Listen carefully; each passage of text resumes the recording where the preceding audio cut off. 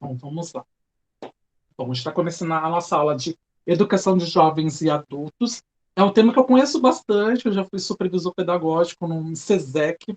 SESEC seria o equivalente a um CIEJA, né, ou CEJA, aqui no estado de São Paulo, né, que é aquele Centro de Estudos de Educação de Jovens e Adultos. E é algo que já está começando a querer se extinguir no Brasil, mas que tem uma figura muito importante na nossa educação. O EJA, aliás, ou não, a EJA, né, que é a Educação de Jovens e Adultos, a EJA, ela foi responsável por retirar boa parte da nossa população do analfabetismo total, ou até mesmo do analfabetismo funcional. Então, é por isso que ela tem um papel muito importante na história da nossa educação. Na aula de hoje, a gente vai conhecer e aplicar os fundamentos teóricos e metodológicos da EJA, adequados ao contexto de atuação. A educação de jovens e adultos na sociedade brasileira, dimensões dos programas existentes, compreensão sobre currículo e desafios referentes à promoção da EJA. Né? A EJA, ela entra no curso de pedagogia das alunas, né, dos alunos de pedagogia, porque nós fazemos o trabalho de alfabetização de analfabetos, né? Muita gente fala, eu faço pedagogia porque eu gosto de criança. Não. Para trabalhar com criança, para gostar, tem que ser Xuxa. O Xuxa, recreacionista infantil, não é nada a ver só de gostar de crianças. Quem se forma hoje como pedagogo sai preparado para ser professor na rede oficial de ensino, né, que é a rede pública, e também para trabalhar em empresas, na parte de recursos humanos, departamento pessoal, fazendo treinamento de funcionários, sai também preparado para ser um gestor escolar, vocês terão essa disciplina ao longo desses semestres, até vocês terão estágio, inclusive, de gestão escolar. Então, ele não é mais aquela figura da tia, do tio da escola. Então, vocês começarão a trabalhar com uma quantidade de pessoas, né? E o próprio curso de pedagogia também vai trabalhar, apesar que hoje nem tanto, porque está começando a se ficar extinguindo, a trabalhar também nos cursos de uau, me fugiu, de magistério, né, que vai entrar justamente o pedagogo que vai conseguir trabalhar nesse ensino técnico. Hoje está difícil. Vamos lá. A gente vai estudar também as legislações, os documentos que amparam o trabalho da EJA e analisar os aspectos sociais, políticos, econômicos e culturais do currículo no contexto educacional. Diferentemente da alfabetização que nós temos para crianças, é, a gente não vai utilizar em adultos as mesmas as mesmas dinâmicas, né? Por quê? Porque a criança ela está formando conhecimento de mundo. Eu chamo isso de capital cultural. Né? Então, a criança ela tem pouco capital cultural e ela está muito querendo explorar o seu corpo. Então, o próprio sistema de aprendizado da criança é completamente diferente, óbvio, de um adulto. Então, eu não vou utilizar uma cartilha caminho suave com um adulto. Não. Né? A história da EJA no Brasil, a gente pode dizer como marco importante, o, o projeto Angicos, né, que aconteceu lá na década de 60 pelo Paulo Freire, e que deu muito certo. Né? Começou lá em 61 e acabou em 63 ou 64, não lembro mais ou menos o ano, mas foi 1 ou 2 anos depois, foram 2 ou 3 anos depois, e que começou a ver como é que se funciona, como funciona a dinâmica de ensino para esse público, né? Então, foi visto que era necessário, Paulo Freire viu que era necessário entender que aquelas pessoas que chegavam para ser alfabetizadas eram pessoas que tinham cultura, mesmo sendo analfabetas, tinham cultura, elas eram. Professor, Oi? tem uma menina pedindo para entrar, eu acho. Não, Acho que é Eliane. Elia? Como eu estava falando, Elia. Andréia também. A dona apareceu.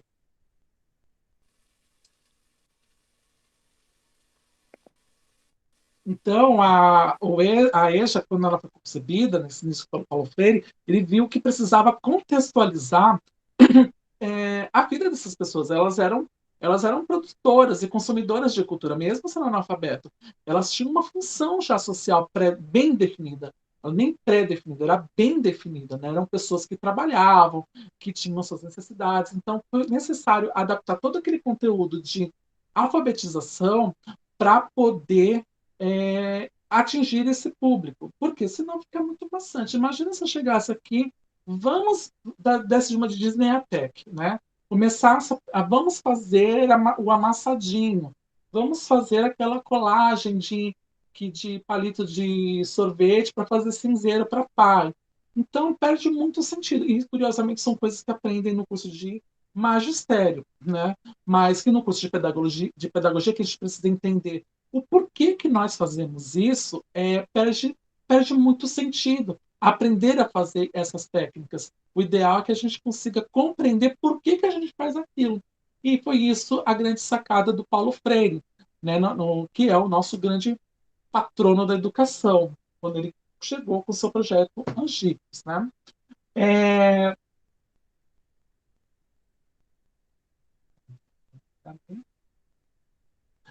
de acordo com Carvalho, no seu livro de 2009, a alfabetização de adultos surge no final do século XIX de maneira irregular e deficiente. Né? Então, tinha educação de adultos? Tinha, mas era completamente diferente do que a gente concebe. Ainda era muito ligado na questão da alfabetização, tal como os alunos, né, pequenininhos. E isso não dava muito certo, porque a pessoa começava a se sentir menosprezada, ou melhor, ela se sentia fadada ao fracasso, porque, nossa, se ela que era adulta tinha que fazer todo aquele percurso, então ela não era estimulante. Aliás, na verdade, a própria educação nunca foi estimulante. Eu até, eu até dou uma alterada nisso aqui que foi falado. A gente pode dizer que a educação de adultos no Brasil começou em 1530, né, quando os jesuítas aqui chegaram, começaram com a Companhia de Jesus a catequizar os índios. Né? Eles catequizavam justamente para que eles pudessem ler, escrever, se tornar mão de obra, né? Escrava, que pudesse compreender os dominantes, os colonizadores, que eram os portugueses, e que pudesse ser temente à Igreja Católica. Né? Então, por isso que eles aprendiam. Então, era uma forma também de um EJA, mas eles eram catequizados e alfabetizados do mesmíssimo formato que foi aplicado ainda lá no final do século XIX. E é óbvio que não pegou. Né? E a partir de 1900, a gente tem o Censo Nacional. A população com mais de 15 anos de idade revela que há mais de 65% de analfabetos no país. Né? Então, um país que era novo, né, tinha menos de 100 anos, tinha nessa época, sou de humanas, vamos fazer os cálculos, 78 anos, tinha boa parte. Pode falar. Lucas, tem uma pessoa tentando entrar. Olha aqui, É a ó. Jane. Quando alguém quer entrar, aparece aqui, ó. Não tem. Então, ela está pedindo para avisar. Então, ela tem que clicar no link. Sem clicar no link, não tem como entrar.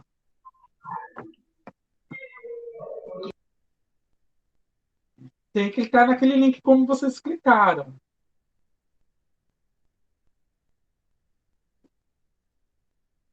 Outra coisa. Se a pessoa não tiver uma conta Google, tem que criar. Mas geralmente as pessoas têm conta Google. Né? Quem geralmente tem que precisar criar conta Google é quem não tem celular Android. Quem tem celular Android automaticamente já tem conta Google.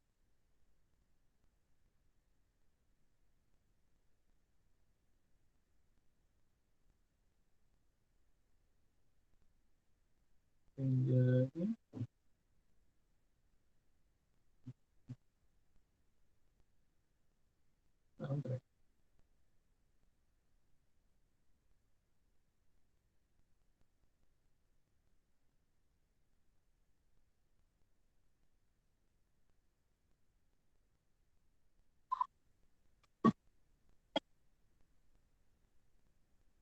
Porque o Google Meet também tem para iOS, né? Dos telefones da Apple, porque eu uso o meu Meet no meu iPad. Então,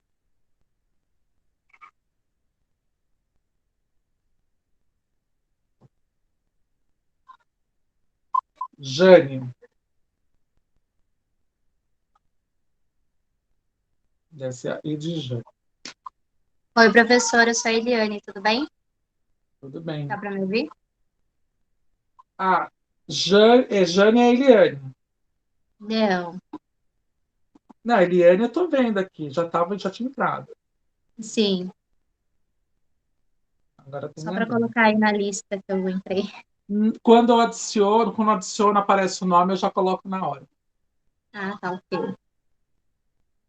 Você será o novo tutor, é isso? É que eu entrei um pouco atrasada e não peguei. Mais ou menos, ainda não sabemos, mas eu vou substituir o Abel nesse momento. Hum,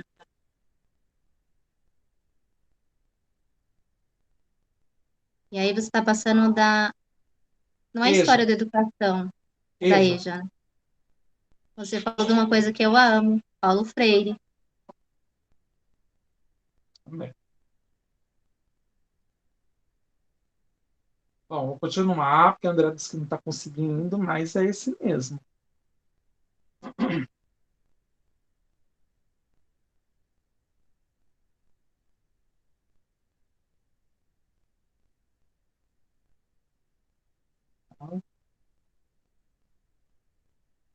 Então, eu vi aqui que ele já entrou. Vamos lá. Então, em 1900, nós temos o terceiro censo, né, nacional, que revela que a população tinha, com mais de 15 anos, era 65, mais de 65% analfabeta. Né? Então, um país que era novo, 78 anos, se eu não me engano, sabendo a conta, 77, 78 anos, ainda era um país que, majoritariamente, a população era analfabeta. E isso foi se perdurando durante muitos anos. A gente pode dizer que isso se perdurou até a década de 70. Né? Então, como que eram formados esses alfabetizadores de adultos? Né?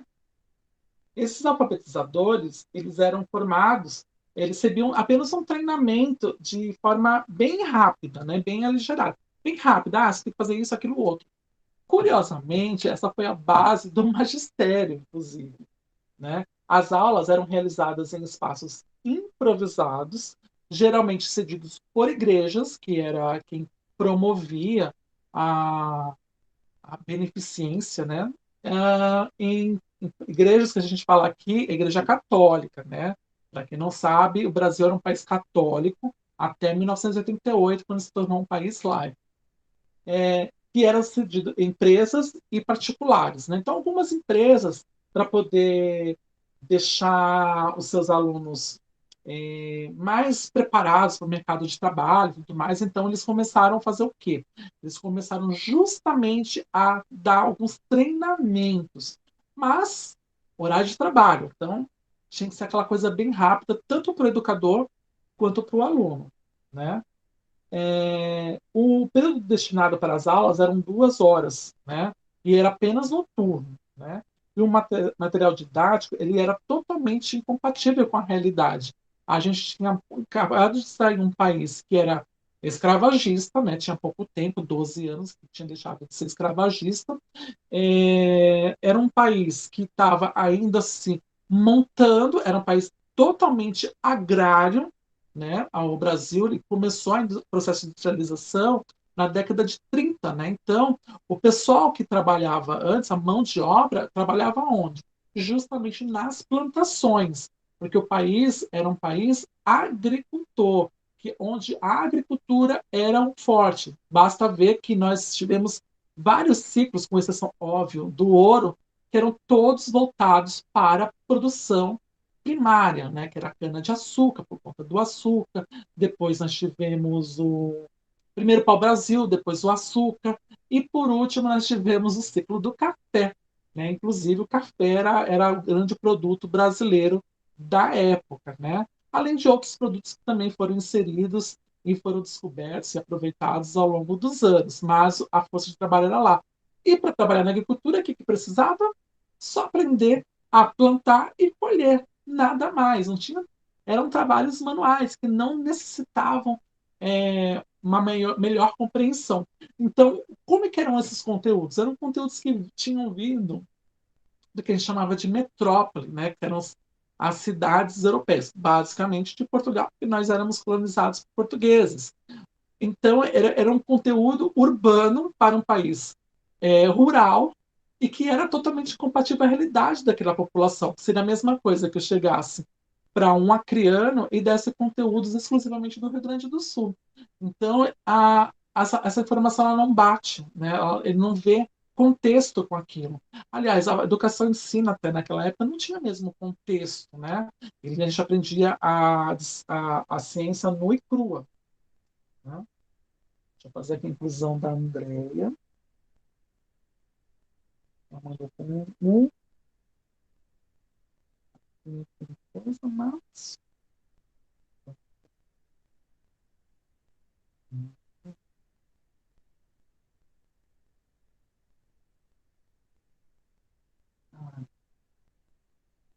rápido.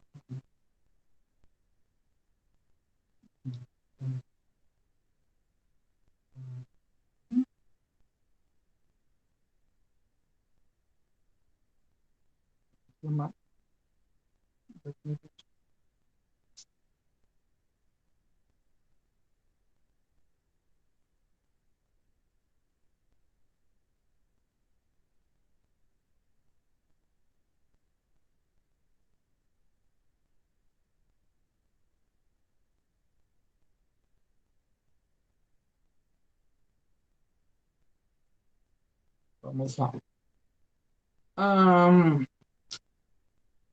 Como é que começou, então, isso, né? Primeiro com a campanha de educação de adolescentes e adultos, chamado CEAA, né? Que vinha também junto com a campanha nacional de educação rural, né? Afinal de contas, nosso país era um país rural, e a partir disso, a gente tem, que apareceu bem mais para frente, a campanha nacional da erradicação do analfabetismo, que NEA, né? Que já vai surgir um pouco mais para frente, né?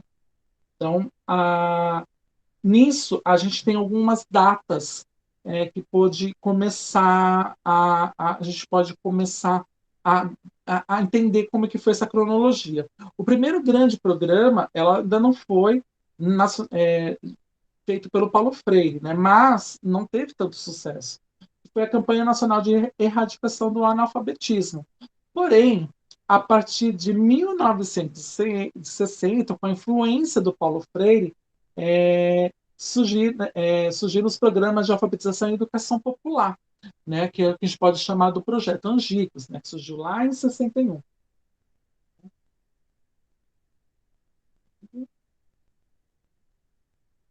E aí foi o grande pulo do gato, porque foi quando, de fato, começaram a pensar num conteúdo específico para adultos, já contextualizando. É, inclusive, um marco para a nossa educação, esse próprio programa onde o Paulo Freire trabalhou, porque a partir daí que a nossa educação começou a sofrer profundas transformações, né? Que acabou culminando na nossa LDB de 96. A partir disso, né, a gente tem a figura da, da ditadura barra Revolução Militar, que aconteceu em 64, com a queda do João Goulart, né, que foi substituído por um... André entrou. Que foi substituído por um governo provisório, militar, que acabou culminando em 68 com aí sim. Então, só que Paulo Freire, assim como João Goulart, eram tidos como comunistas, né? Então, a gente pode dizer que nesse momento foi quando eles começaram a acessar esse programa, só que eles precisavam criar um com a própria identidade. E aí surgiu o que a gente chama de Mobral, né? A partir do Plano Nacional de Alfabetização, que foi o próprio golpe militar, 3 anos depois entra o Mobral, que é o Movimento Brasileiro de Alfabetização. Isso ele servia apenas para dar a alfabetização, apenas leitura e tudo mais, exclusivamente. Nada além disso, nada além. Era só isso, era ensinar a pessoa a ler e escrever. Só que o problema do Mobral, apesar de ser bom para alfabetizar, ele criava muitos analfabetos funcionais, diferente do programa realizado pelo Paulo Freire, onde todo o contexto educacional era trazido à luz da vida daqueles alunos lá no Rio Grande do Norte. Angicos é uma cidade do Rio Grande do Norte. Era diferente. Então, esse programa Mobral, para quem não conhece, ou é muito comum, é dizer que quando a pessoa ela não sabe ler e escrever direito, nossa, você fez o quê? Fez Mobral? Né? Por quê? Porque o Mobral ele só ensinava a escrever, nada além.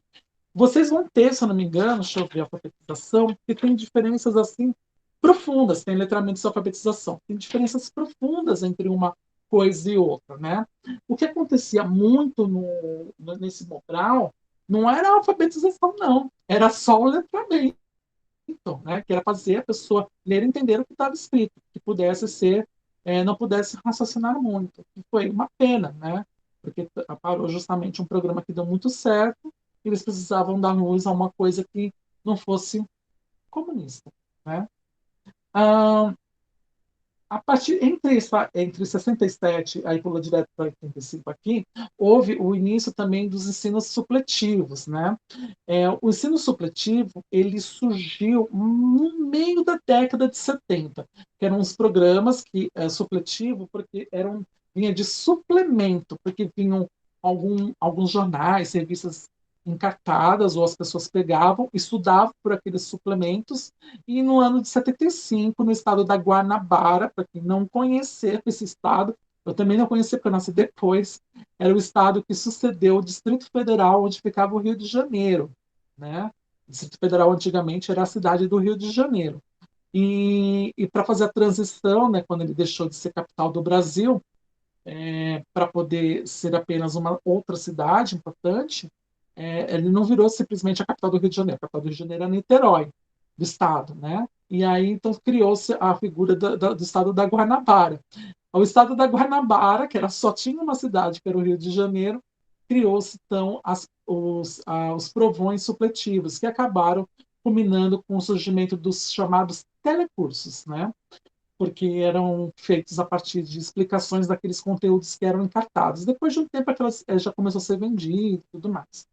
Em 85, a gente tem a extinção do Mobral, né? E a criação da Fundação Educar. Só que essa Fundação Educar, ela meio que gerenciava o ensino supletivo, né? Ela que dava mais ou menos, não as diretrizes, mais ou menos os viés pedagógicos que eram necessários para ensinar. Para quem não lembra, antigamente o supletivo tinha de todos os anos, inclusive do Fundamental 1.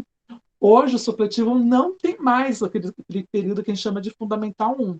Tem a faixa de alfabetização, que é pouquíssimo usado, graças a Deus, porque a população está tentando, né?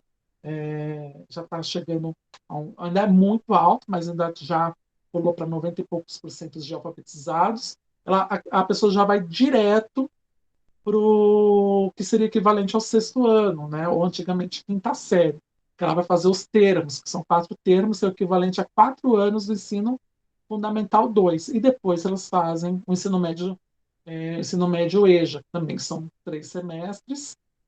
Falei 3 anos, não, 4 anos não. 4 anos não, 4 semestres os termos, cada termo é um semestre.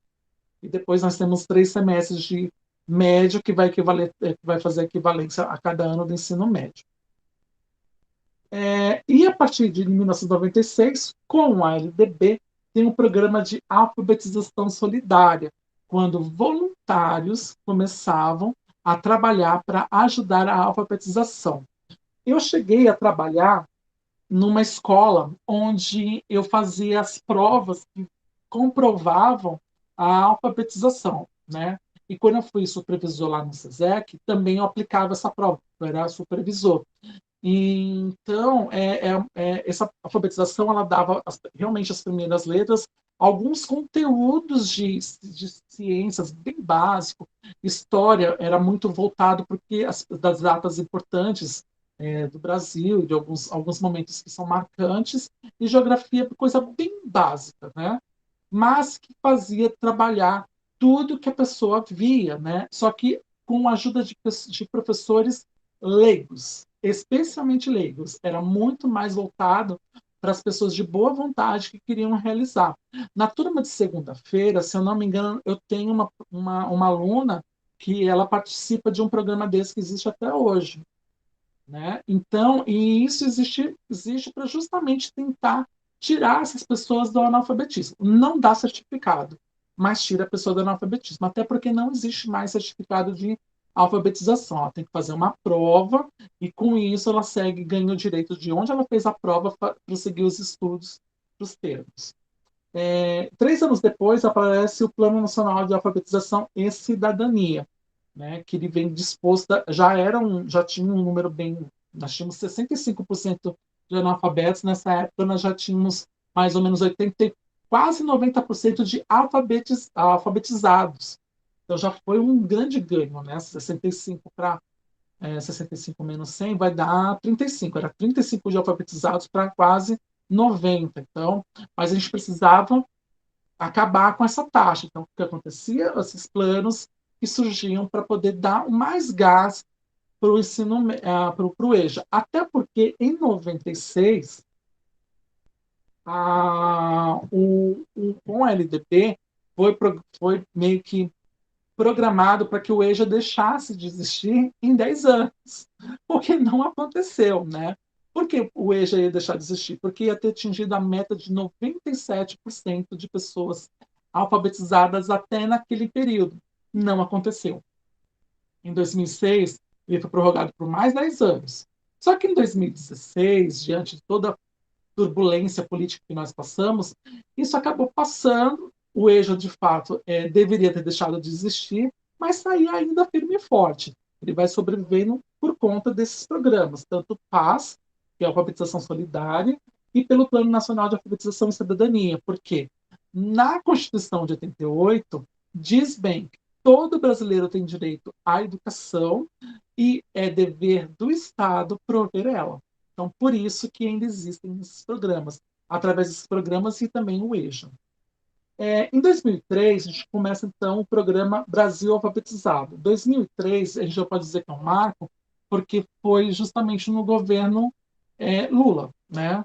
E foi um marco por quê? Porque ele já viu de modo mais um modo mais holístico, né, como um todo, o que era o problema da alfabetização, que a gente precisava diminuir esses índices de analfabetismo que existiam no Brasil.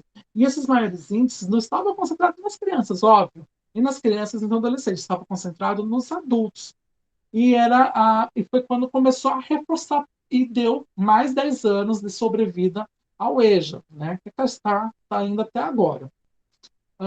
Então, esses são os marcos principais do EJA no Brasil. Gente, se vocês tiverem perguntas, pode abrir o microfone e fazer, viu? Pode participar.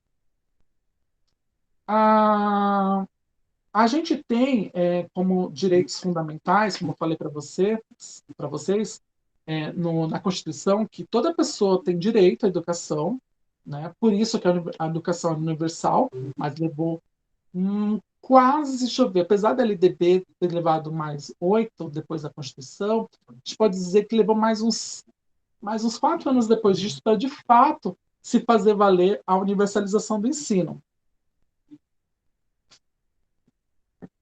Por quê?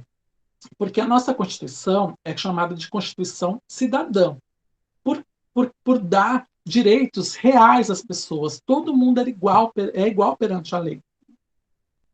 Todo mundo é igual perante a lei. E todo mundo tem os seus direitos assegurados, né?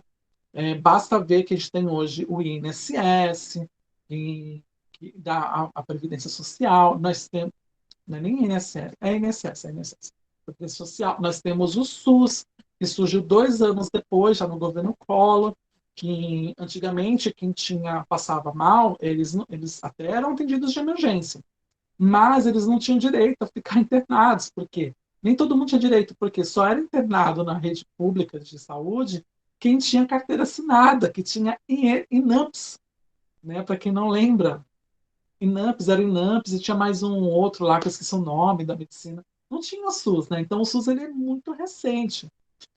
E hoje é um sistema de saúde que todo mundo vê como deficitário, mas é uma grande conquista social. E isso mostra, essa grande conquista se mostra porque justamente porque os índices de compreensão do povo foi aumentando um pouco. Então, existia uma cobrança em relação à saúde, saúde pública, saúde pública, saúde pública. Mas não era tão pública assim. Hoje, a gente pode dizer que nós temos uma rede de saúde pública. E eu mesmo posso afirmar que tem uma rede de saúde pública porque, vocês provavelmente não sabem, eu sou transplantado, né? Eu fiz um transplante há 1 ano e meio atrás, né? E eu nunca tinha passado pelo serviço público, nunca na minha vida. Nunca passei, sempre na rede particular porque eu tinha convênio médico. Só que o transplante ele é o único da rede pública, né? Não é feito na rede particular, né? É provido pelo Ministério da Saúde.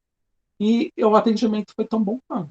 Então, sei que tem todos os problemas, mazelas de filas e tudo mais. Eu sei disso, não vou desmerecer, mas isso é uma grande conquista social nossa, assim como a educação. E isso foi provinda da Constituição Cidadã de 88. Porém, no campo educacional, voltando, a educação só foi realmente sofrer grandes mudanças a partir de 96. Por quê? Porque, como eu falei para vocês antes, o supletivo surgiu lá na metade da década de 70, mas ele só foi mesmo institucionalizado, meio que obrigatório existir essa oferta, não obrigatório, mas era ofertado, ele foi garantido a partir da atualização da LDB de 71, que ocorreu em 82. Não fiquem preocupadas com essas datas, depois vocês conseguem anotar, tudo mais. Vai ter também na apostila isso. Com a atualização da LDB em 82, que começou a regulamentar mais ou menos como que seria a oferta, né? Tanto que até pouco tempo atrás nós falávamos muito de supletivo, né? Até 96. Em 97 mudou, passou a ser EJA, né?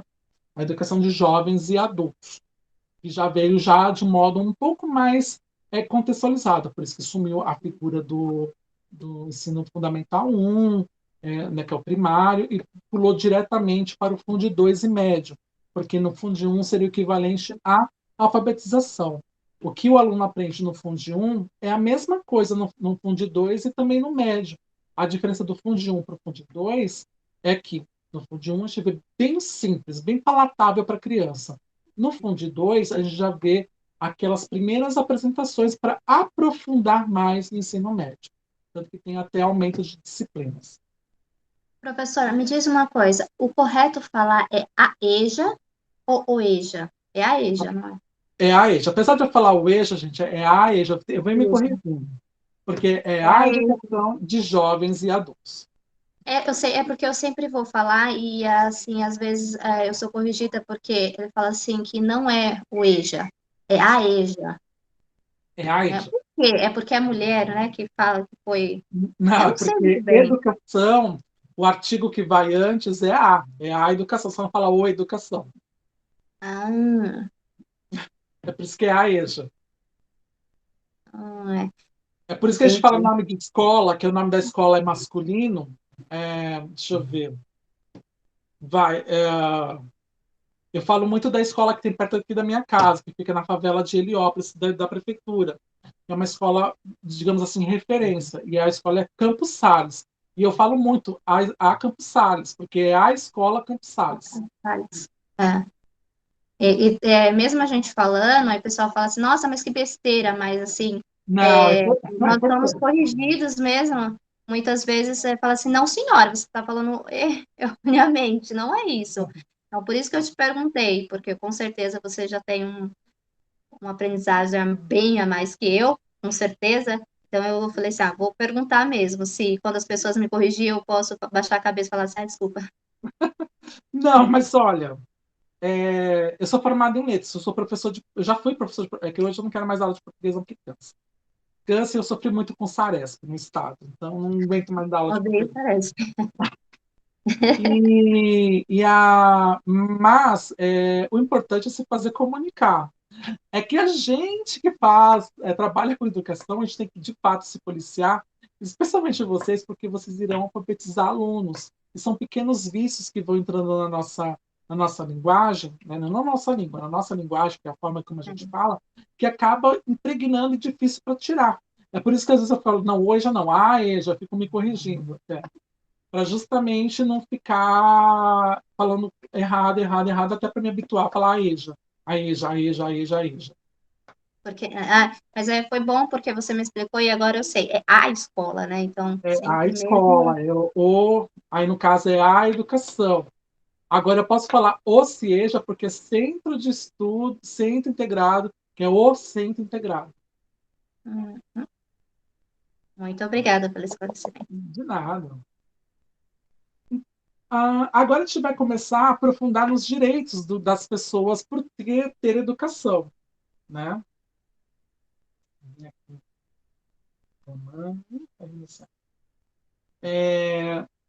A gente vai agora aprofundar nos direitos, né, das pessoas, né?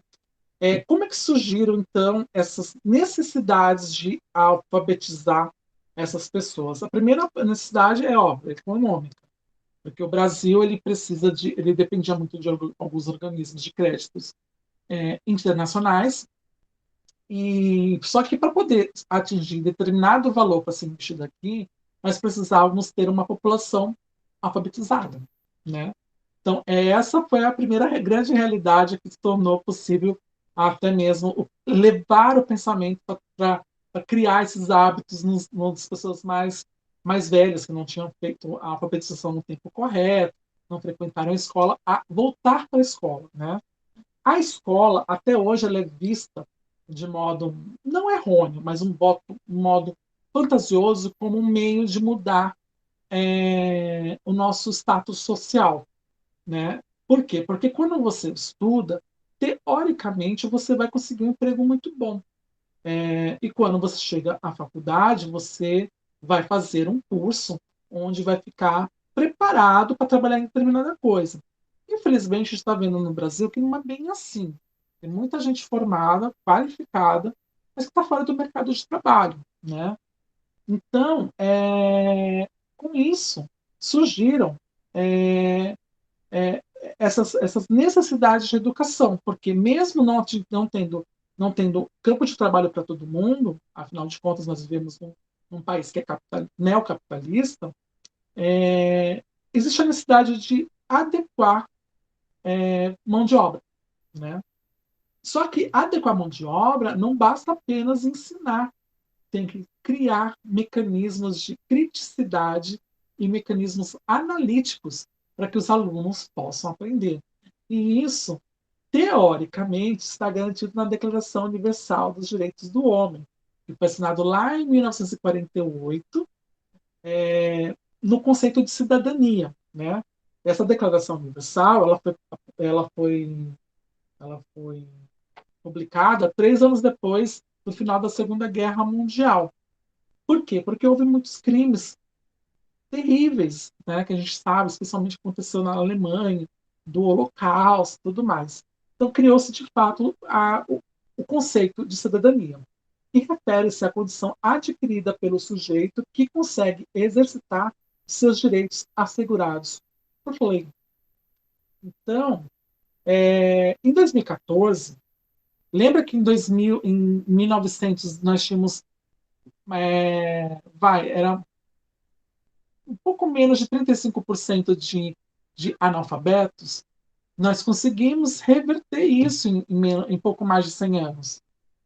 O IBGE diz em 2014 que a população analfabeta do Brasil tem um pouco menos de 91%. Aliás, pouco menos de 92% de analfabetos acima dos 15 anos, né? Então, um número pouco, né? A gente vai comparar. Nossa, 91, tinha 65, agora tem só 8 e pouco por cento. É pouco.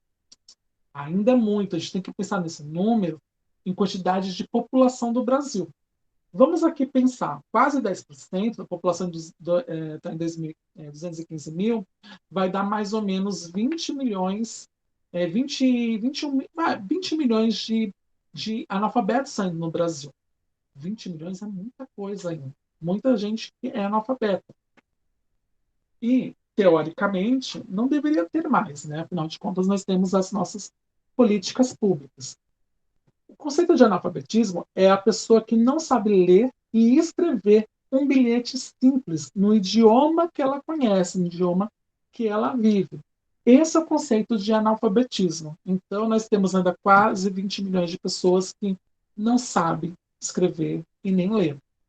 Esse número é óbvio, é muito maior entre pessoas mais velhas, é óbvio. Até porque em 90 foi publicado o Estatuto da Criança e Adolescente, o ECA, que diz que é dever e direito da criança estar na escola, né?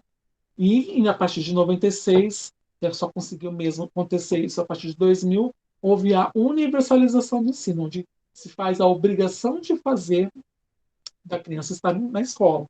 Então, de lá para cá, nós temos pelo menos de 20 a 30 anos. Então, é óbvio que esse número é bem mais voltado para o pessoal que é mais velho, que acabou não se alfabetizando e ficou por isso mesmo. Lucas, tem mais um tentando entrar. Ele é.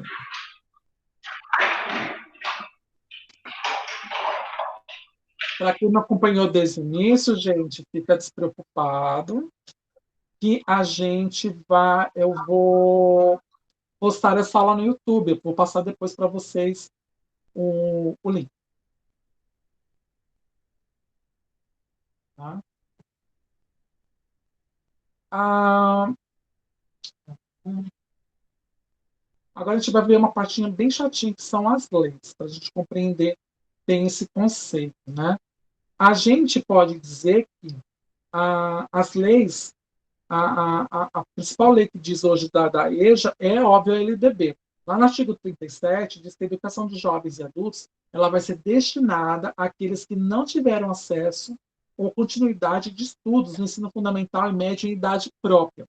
Idade própria, a gente vai entender que no ensino fundamental, a criança tem que estar matriculada hoje dos 6 até os 14 anos, e do médio, dos 15 até os 17, né? Que vai dar justamente toda essa quantidade de, de tempo que a criança tem para estar na escola.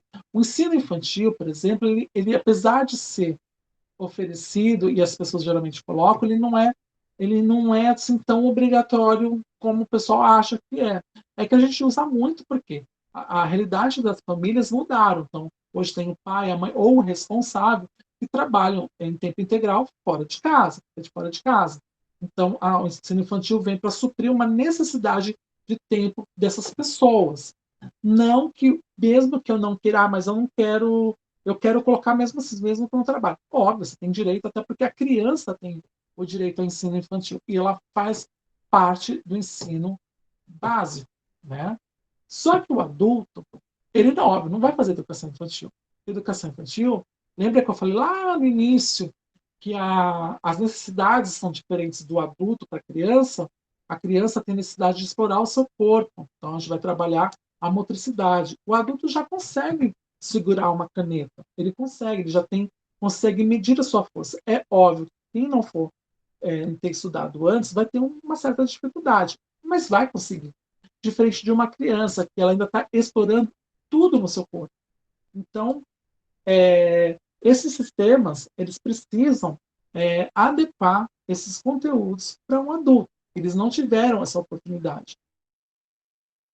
Mas ele já tem conhecimento de mundo, já tem conhecimento do seu próprio corpo, já sabe das suas potencialidades e das suas necessidades.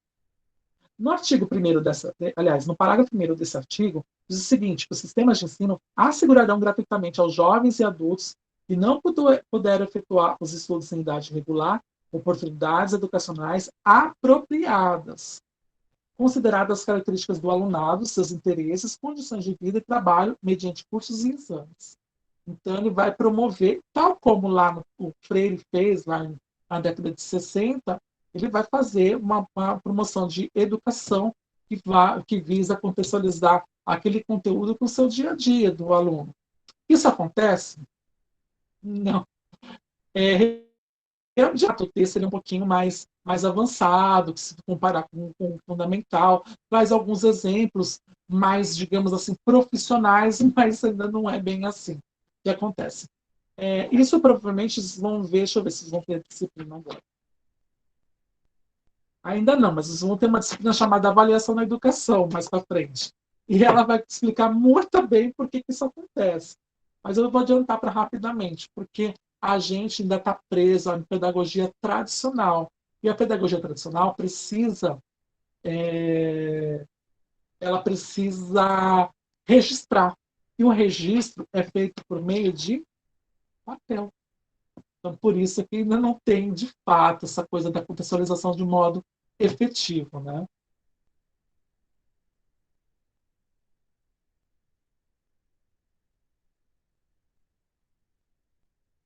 A gente vai falar agora sobre currículo, né? O currículo, assim como é feito na EJA, como no regular, ele pode ser compreendido como uma porção de cultura, né, da cultura, seus conteúdos e práticas considerados de relevância num dado momento histórico. E isso é o mais importante. Dado momento histórico. Vou explicar. É muito, muito comum as pessoas mais velhas falarem: nossa, a educação antes era mais forte, era muito melhor. Isso é verdade? Não, não é verdade.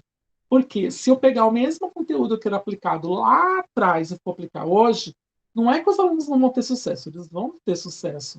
Mas eles estão aplicados num modelo que é de decorar.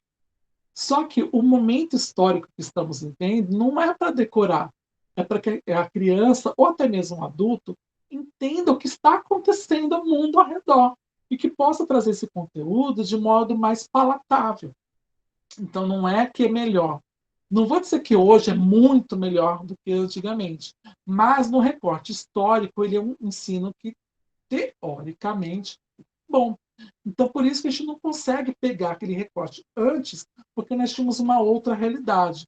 Basta ver que profundas mudanças aconteceram nos 25 anos que nós tivemos a ditadura barra revolução militar. Houve aquela supervalorização do nacionalismo, houve o milagre brasileiro, houve logo em seguida, principalmente no final da ditadura, que acabou, na verdade, em 85, né? Mas ainda não foi um voto direto, né?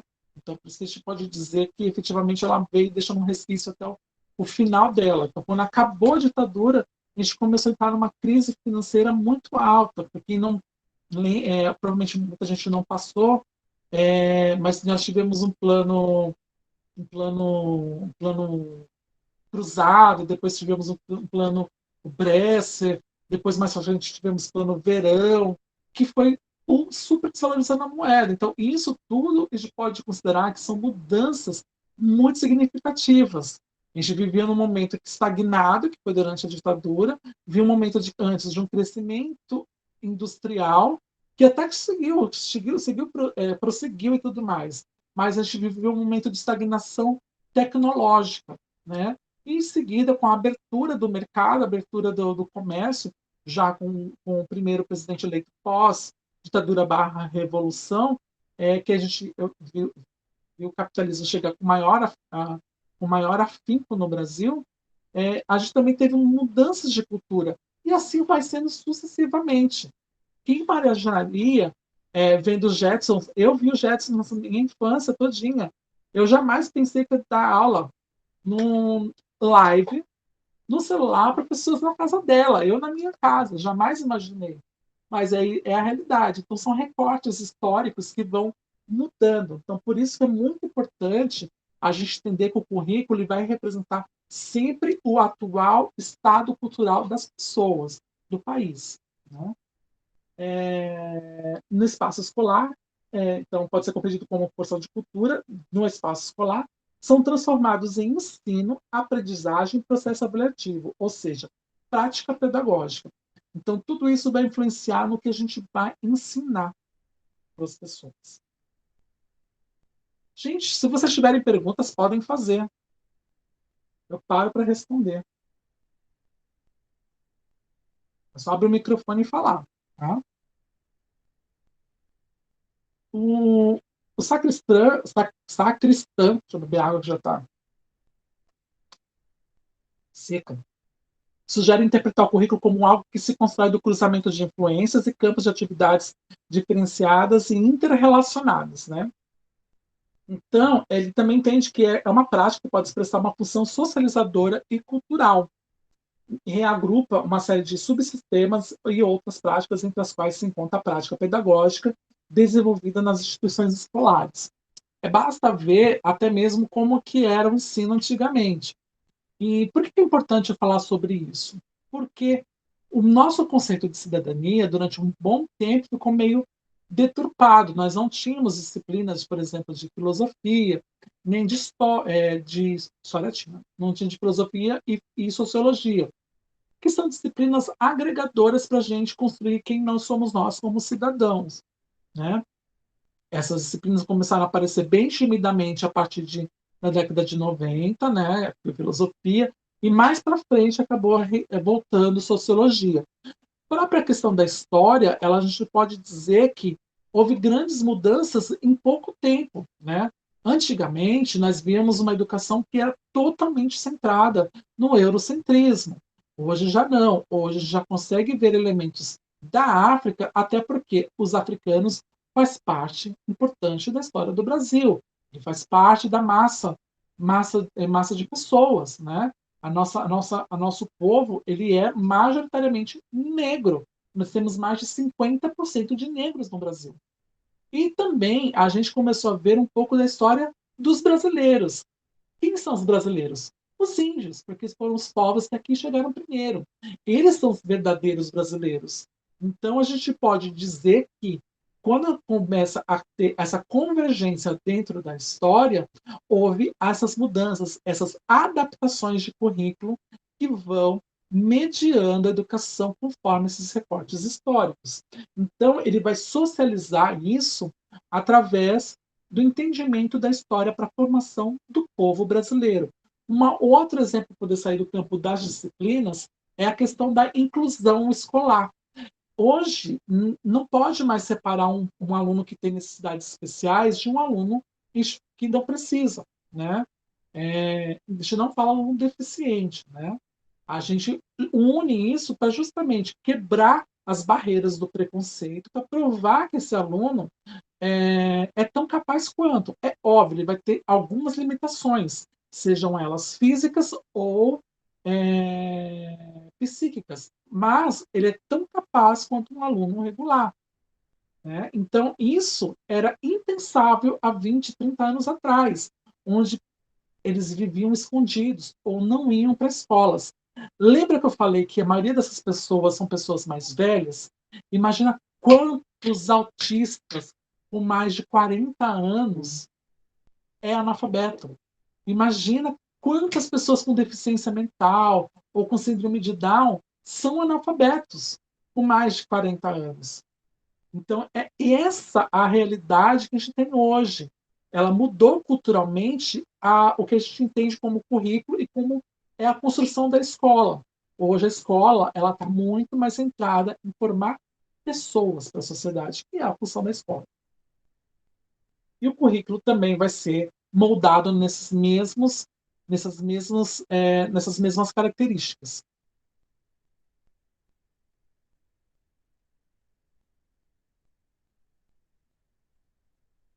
Vamos lá. 2.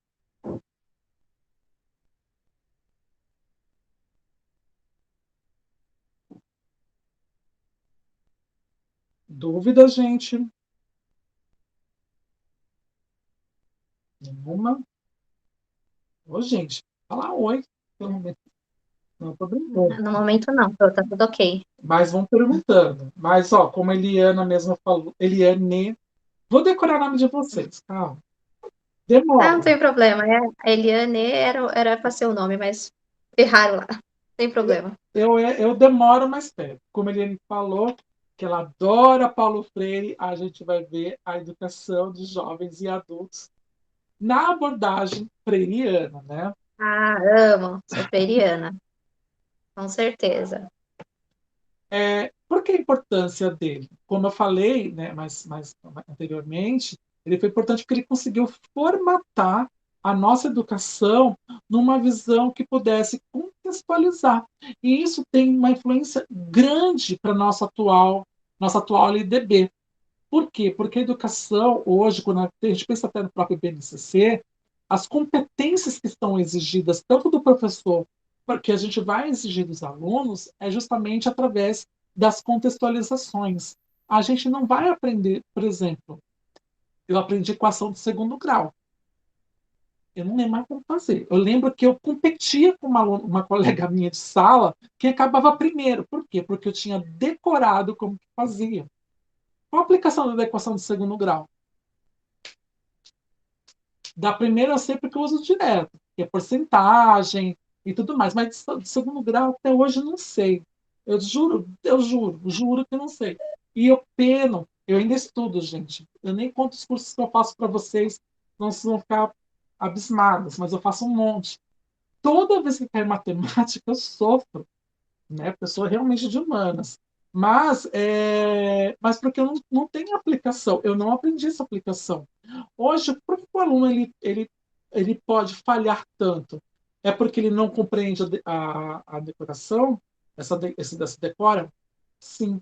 Porque a gente não trabalha mais para decorar o aluno. E isso vem dos estudos freirianos, vem do próprio método Paulo Freire, onde ele não vai aplicar apenas português, matemática, ciências, história. Ele vai pegar tudo isso e vai transformar em coisas significativas para o adulto. E isso acabou migrando também um pouco para a educação normal. É óbvio, a gente não vai fazer com as crianças da mesma forma que Paulo Freire fazia. É óbvio. Até porque a criança está com banco cultural, capital cultural formando. Ela ainda não tem ainda conhecimento pleno de mundo, diferentemente de um adulto. O adulto, como eu havia falado antes também, ele, mesmo analfabeto, ele é produtor e consumidor de cultura. E isso é muito importante, porque quando você e tem papel social definido, então quando ele é produtor e consumidor de cultura e tem o seu papel social definido, ele vai ter coisas que precisam ser estimuladas e esses estímulos precisam vir de coisas que existem lógica para ele. A mesma coisa vai acontecer com a criança, só que não no mesmo formato. Muita gente fala assim, Freire é muito antigo, não sei o quê, mas tudo que Freire falava, toda a concepção de Freire, ela é atual, ela é para frente. Tudo que ele falou antigamente, vamos supor assim, ela é atual. Se encaixa com o que a gente vive hoje, né? Tudo se encaixa, tudo que ele falou parece que acontece e dá para ver uma vida assim, escolar com Paulo Freire. Você consegue interpretar o que Paulo Freire fala nos seus livros. Ele é Sim. atual, sem deixar de ser contemporâneo, assim, bem lá atrás. Não, ele é atual, na verdade, eu diria que ele é atemporal. Atemporal, porque ele tem ele já faleceu, já tem 23 anos, mas os seus livros, os seus trabalhos, eles conseguem ser aplicados hoje muito bem, vamos dizer. Ele se Dentro e fora do complementa Brasil, né? muito. Dentro do Brasil e fora do Brasil, ele é conhecido pelos seus métodos. Né? Isso, ele é o segundo acadêmico mais citado no mundo, na área de educação. Eu li sobre o Paulo Freire, um amigo dele conversando, ele fala assim que Paulo Freire ele não queria que nós fôssemos, que levássemos o que ele falou, assim, tudo a ferro e fogo. Não, ele queria que nós fôssemos atuais, né? Então, pegasse o que ele estava dizendo, mas que colocasse na atualidade, né? Então, ele não queria que nós ficássemos presos àquilo. Tem a concepção dele, mas que vá à frente, né? Com o que ele está falando. E é bem isso. Bem concepção. Eu diria que ele tem uma técnica que ele traz reflexões da pessoa, do sujeito que está aprendendo, como uma pessoa produtora de conteúdo, de cultura. É isso que acontece com o analfabeto. Por mais que o analfabeto ele não tenha a dinâmica das letras, dos números, ele é um produtor de cultura. Sim, ele é um produtor. Nós, como seres humanos, seres racionais, a gente repassa pela oralidade. Então, ele também é um produtor de cultura, ele não é apenas um consumidor, né, como um produtor de cultura. E outra coisa, pelo fato dele não se sentir, ele não ser alfabetizado, ele já não via o papel dele bem definido. Ah, eu sou analfabeto, eu sou incapaz. Né? Não, não precisa. Eu vi uma reportagem alguns anos atrás de um cara que era um senhor que era analfabeto, mas ele fazia contas de cabeça, sem calculadora, e conta Eu ia completa. citar o meu pai faz isso, fazia isso. Então, e isso, por que a pessoa consegue fazer isso sendo analfabeto? Porque ele tem um índice de abstração muito fácil de compreensão de mundo, né? Então, e isso quer dizer que ele tem um papel definido na sociedade. Ele precisa ser alfabetizado? Precisa, é óbvio, até para poder expandir mais o que ele já sabe. Mas ele Mas consegue ele já sobreviver tem um papel definido no mundo. Basta ver um agricultor mais velho. Muitas vezes, essas pessoas que são analfabetos são pessoas que trabalharam na agricultura. Eles precisaram de estudo? Não, porque eles já sabiam como fazer e conseguiam muito bem ensinar uma outra pessoa. Obrigada. De nada. Então, por isso que a gente conseguiu mudar, fazer muitas coisas na educação, inclusive para o ensino básico, regular. Mas a gente consegue aplicar Paulo Freire justamente no ensino básico? Não conseguimos. Essa parte que é mais dolorosa quando alguém escuta. Mas não conseguimos. Por quê? Porque o Paulo Freire contempla bagagem cultural, tem conhecimento de mundo. E justamente as crianças estão formando seu conhecimento de mundo. Mas é muito importante que o professor, o educador, entenda aquilo.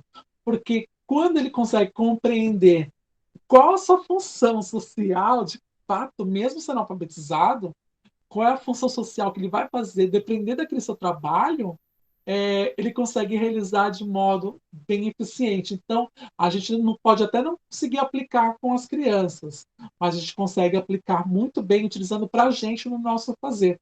É essa a importância. Essa, inclusive, é a marca de Paulo Freire, porque a Exatamente. transformação não está só no aluno, está até no professor. Isso. Especialmente porque o professor, até algum tempo atrás, era o detentor do conhecimento.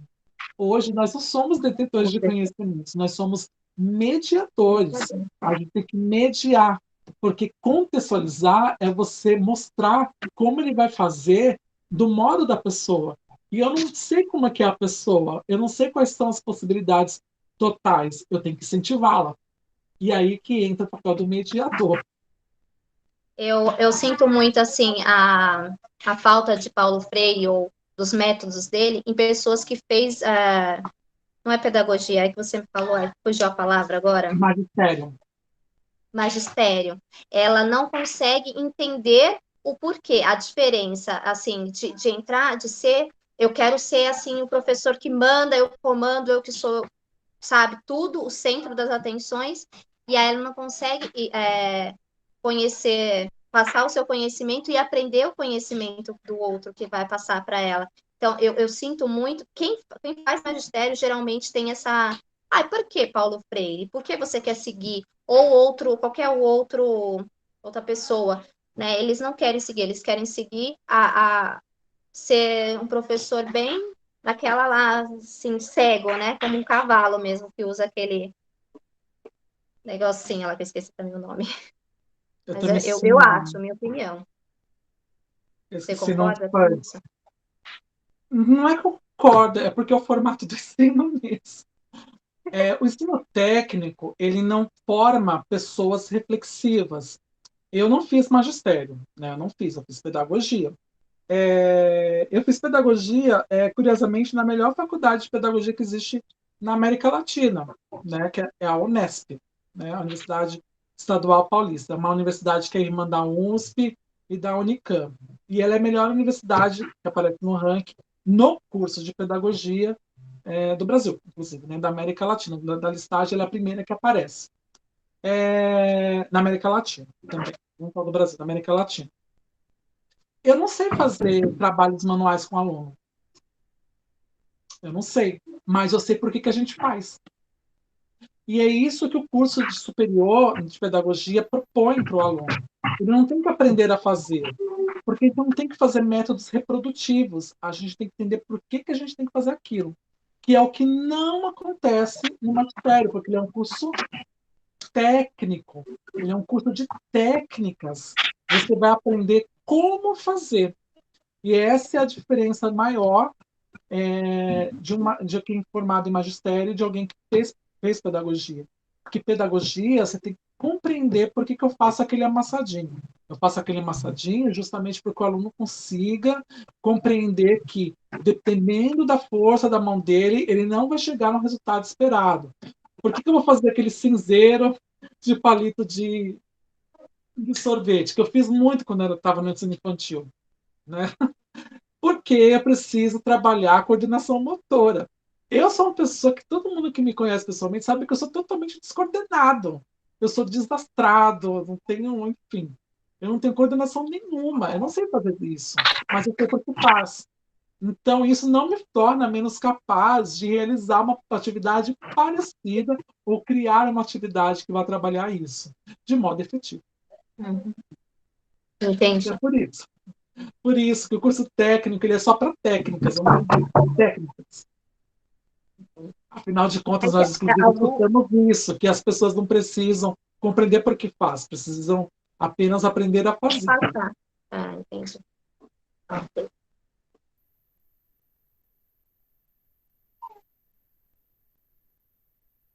O Paulo Freire nasceu em Recife, em 1921. Ele mantém influência no cenário educacional brasileiro e internacional. Como eu disse, ele é o segundo acadêmico da educação mais citado em trabalhos acadêmicos no mundo, né? Entre suas experiências, atuou como professor de língua portuguesa. Ele foi assistente e depois diretor do Departamento de Educação Cultural do Serviço Social da Indústria, do SESI, e lecionou na Universidade de Harvard, né? Além disso, ele foi secretário de Educação da Prefeitura de São Paulo no governo Luiz Erundina. Tá? Ele faleceu em 97. Seguindo sua experiência como educador em diferentes níveis de ensino, após a inserção no SESI, em Recife, o Freire elaborou com seus colegas um método de alfabetização aplicado inicialmente em Angicos, que era um grupo de trabalhadores que tinham lá. Em 64, quando a experiência poderia ser estendida para todo o Brasil, o golpe / revolução militar abortou o projeto. Né? Então, quando isso aconteceu, essa forma de contextualização, ele era visto como comunista. Basta ver que, em 64, quando o João Goulart visitou lá a China, tinham aquelas marchas do Brasil, né, que a nossa bandeira não será vermelha. Né? Nada parecido com os dias atuais. Né? Então, uma libertação das influências comunistas, blá, blá, blá.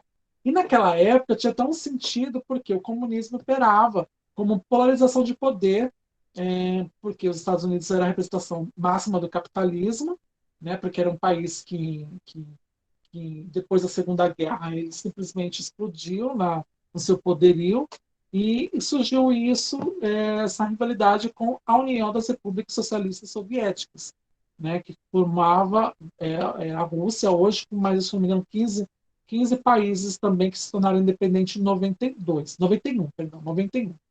Então, eles polarizavam no que chamavam de Guerra Fria, que era uma guerra ideológica e tecnológica.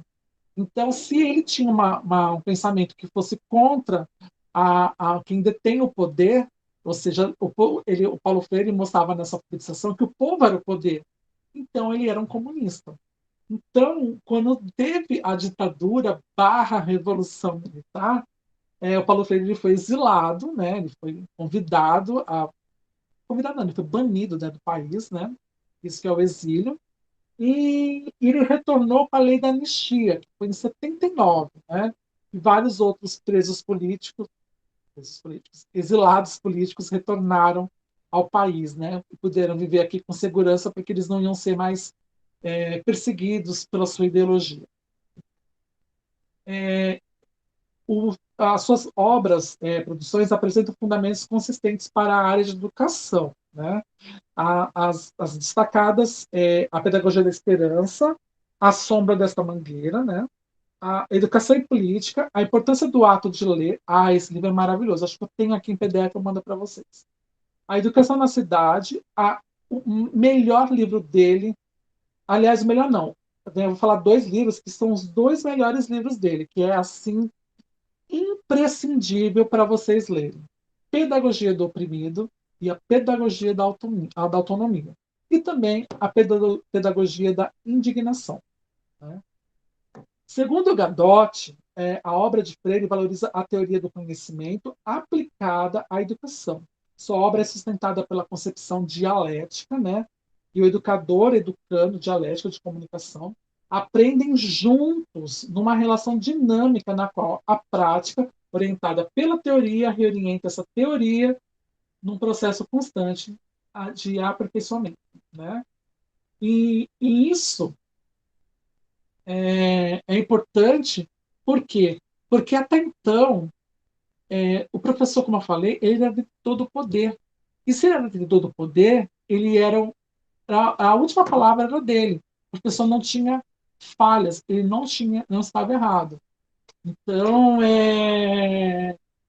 o aluno, ele era como a gente dizia antes, era uma folha em branco que a gente lá preenchia. Né? De fato, a criança mais nova, não que ela seja uma folha em branco, ela não é uma folha em branco, ela tem várias influências da sua família. Mas um adulto, ele já tem várias dessas folhas escritas. Às vezes o caderno já está até todo escrito. O que falta são ligar, preencher algumas lacunas para que tudo aquilo que ele sabe se torne mais coerente no seu dia a dia. Tá? Então, é por isso que a importância do Paulo Freire na nossa educação. Né? Por mais que todo mundo fale que era comunista, ele, na verdade, ele é. Né? Ele é, não é mentira, não, ele é. A ideia do comunismo dele era um comunismo progressista, né? Onde o povo, de fato, tinha o poder e conseguiria liderar, né? O que não tinha, que não tem, na verdade, até hoje não tem. A nossa população ainda é oprimida, muito oprimida. A gente ainda vive sob mandos e desmandos de uma classe, de um mínimo de pessoas, que é 1 a 2% da população, que governam e fazem, às vezes, a seu bel prazer. Um dos maiores exemplos disso são os banqueiros. Né? Os banqueiros, eles lucram, e tá aí, eles devem horrores, estão aí. Né? Eu vou fazer uma crítica, mas eu vou dizer uma coisa, eu não odeio ele não, tá? Não odeio ela não. Eu até gosto, na verdade. É que eu faço jornalismo também, né? Então, jornalismo, eu tenho que ser imparcial e tenho que estudar, aliás, receber informações de vários meios, né? A própria questão da Rede Globo, por exemplo, é um caso bem curioso, né? Por que a Globo é contra o governo? Né? Então, ela é comunista? Não. A Globo ela vai defender seus interesses. Então, tudo que ela faz é muito interessante para ela. É importante como ela faz o jornalismo? É importante. Assim como é importante os outros meios também. O problema é que as pessoas ficam alienadas por um meio só de comunicação. Isso que não pode. Só que por que fica alienado? Porque fica mais cômodo assistir um único canal.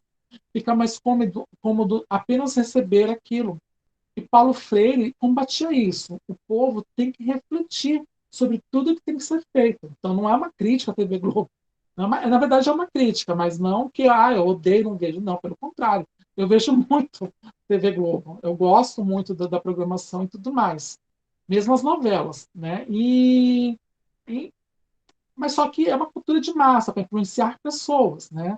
Então, o que necessita, como o Paulo Freire falou, é você desprender ideologias que você recebe dela para coisas que realmente são importantes para você.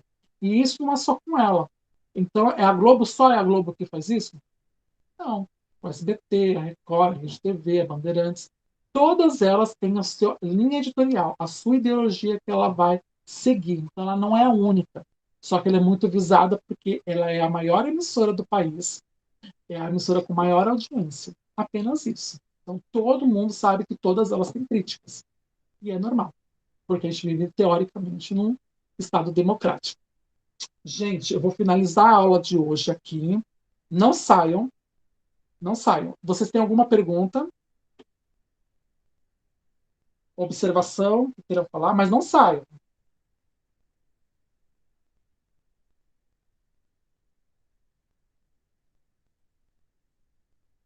Não? Então, vou encerrar a gravação aqui, mas não saio. A gente vai continuar. Foi tudo ok, obrigada. Então, encerrando aqui a gravação.